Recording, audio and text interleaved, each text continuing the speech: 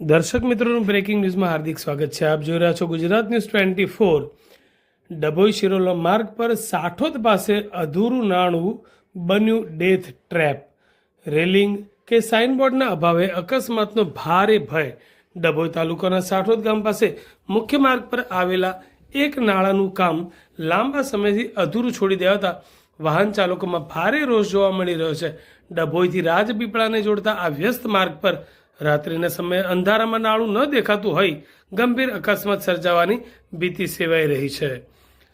અધૂરું કામ છોડવાના કારણે ડભોઈથી શિરોલા સીધોનો નવો રોડ બની ગયો છે, પરંતુ સાઠોદ પાસેના નાળાનું કામ લાંબા સમયથી લટકેલું છે. નાળાની આસપાસ કોઈ પણ પ્રકારની રેલિંગ, સેફટી પટ્ટી કે સાઇનબોર્ડ લગાવવામાં આવ્યા નથી. રાત્રિના સમયે મોટું જોખમ તોળાતું હોય છે. રાત્રે પસાર થતા વાહન ચાલકોને નાળાની કિનારી દેખાતી નથી.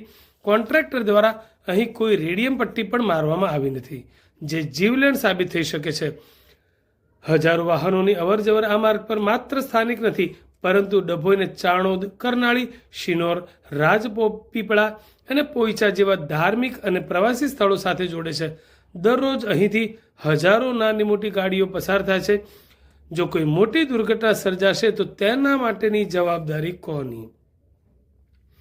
તંત્ર અને કોન્ટ્રાક્ટર ઘોર નિંદ્રામાંથી જાગે અને વહેલી તકે આ નાળા પર રેલિંગ તેમજ રેડિયમ સાઇનબોર્ડ લગાવે, જેથી કોઈનો જીવ ન જાય. તંત્ર સામે સવાલ ઊભા થવા પામ્યા છે કે શું કોઈ મોટા અકસ્માતની રાહ જોવામાં આવી રહી છે?